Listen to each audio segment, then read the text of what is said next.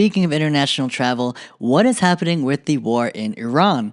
Now, as of this week, President Trump had announced that there will be a 5-day pause before the American military industrial complex essentially, lashes out again at Iran to try to damage very critical power infrastructure.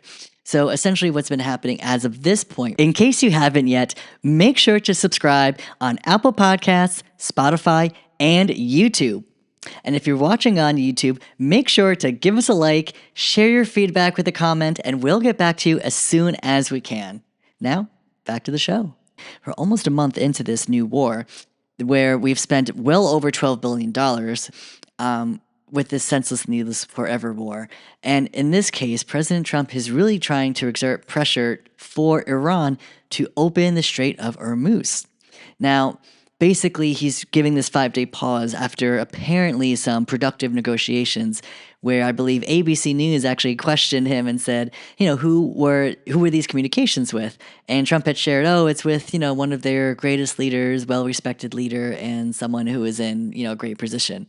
So, of course, we've covered on this show, the Ayatollah or the supreme leader, Khamenei, thinking that, okay, if this is the most well-respected person in Iran, but in this particular case, when asked who he spoke with specifically, Trump didn't know. And when they did call out, was it the supreme leader? Trump said it was not. So whether he was lying to the news or he actually did have conversations, we don't know. But at the end of the day, we do know that Trump is really leaning into the core principle behind all war, that war is all deception. That's where propaganda comes in. And at this point, will Trump's propagandist tactic, bluffing on this 5-day, pause after having these productive conversations that apparently happened, even though highly doubt they did, will anything come out of this? Now, of course, this is supposed to, force Iran into, allowing passage through the Strait of Hormuz.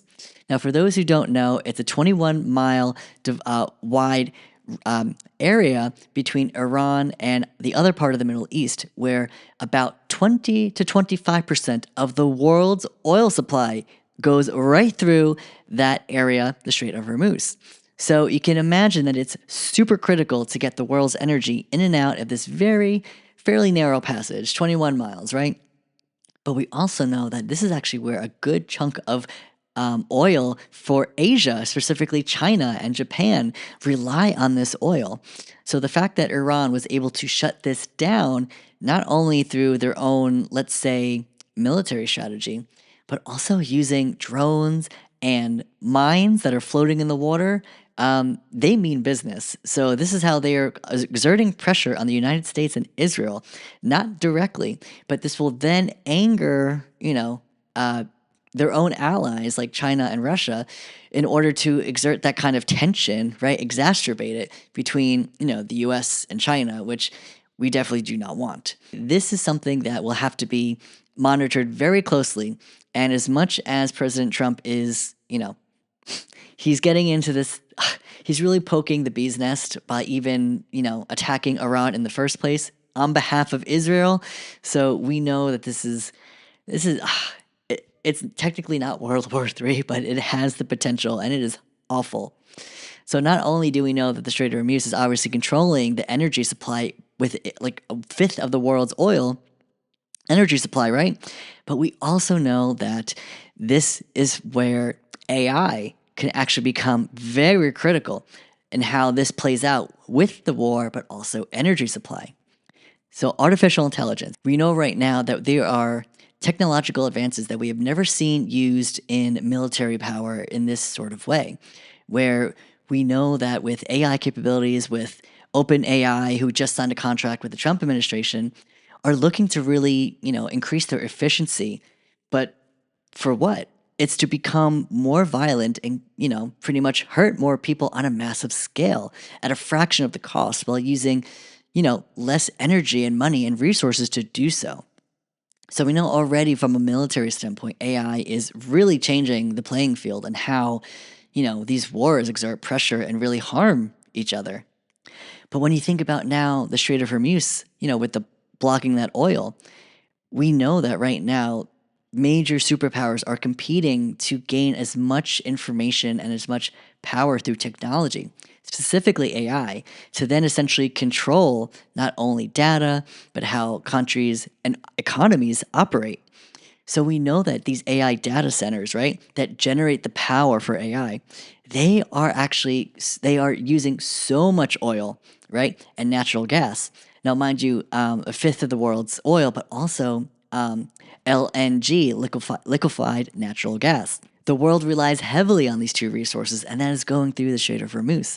So AI needs that gas and that oil to power their data centers. So as you may understand, the fact that, so many people are using ChatGPT for this and that, whether it's in a business setting, a personal setting, whatever it may be, we know that our resources are powering these systems. And if the Strait of Hormuz is closed and we know that not as much energy can get through to power these systems, this would wreak havoc not only in a financial and economic standpoint, but this would really, really wreak havoc on the elites. And I've mentioned earlier that this is the billionaire's war. We know that the new leader of Iran is a billionaire himself, worth over $3 billion. We know that, between Trump and his cabinet, mostly billionaires, right?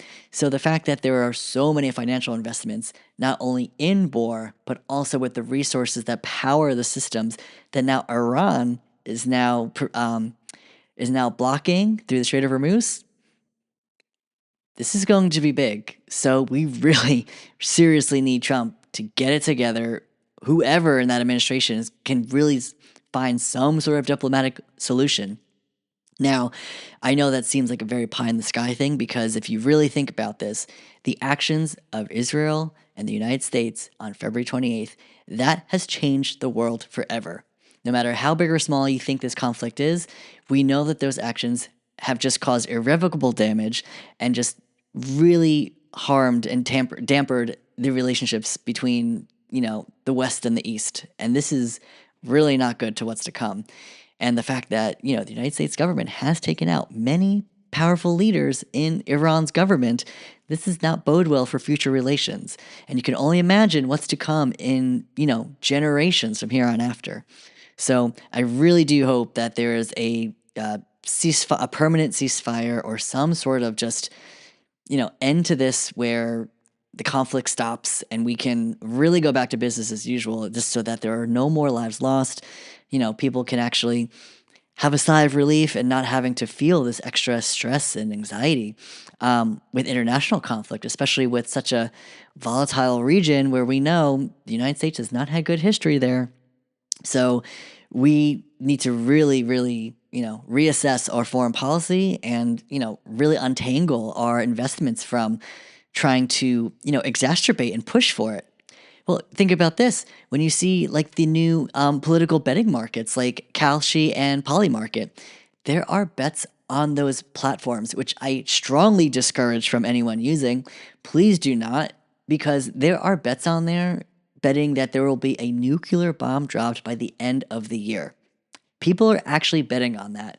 So the fact that people are actually looking to make money off of nuclear war, this is so beyond. This is the not late stage capitalism, but end stage capitalism. The fact that we are betting on the destruction of human beings and societies, completely gross. And we need to really call ourselves in and really have these conversations with friends and family and be like, it's one thing to gamble over a deck of cards like a game like blackjack, but not when you're dealing with human lives. So whatever you're doing out there, please tell your friends and family, neighbors, whoever, we need to do better. Rein it in. Let's try to really fight for peace. Or not even fight for peace. I don't want to say fight. We really need to hone it in. Peace first. Diplomacy is always the best policy. And the fact that right now we have, some really unstable leaders in several world governments, we need to do a lot better. But the only way we do that is if we fight for our democracy. So with that said, really hope there's a resolution to the war soon. It needs to end sooner than later. And this is a great time to stay involved, stay informed, and that is suitable for democracy.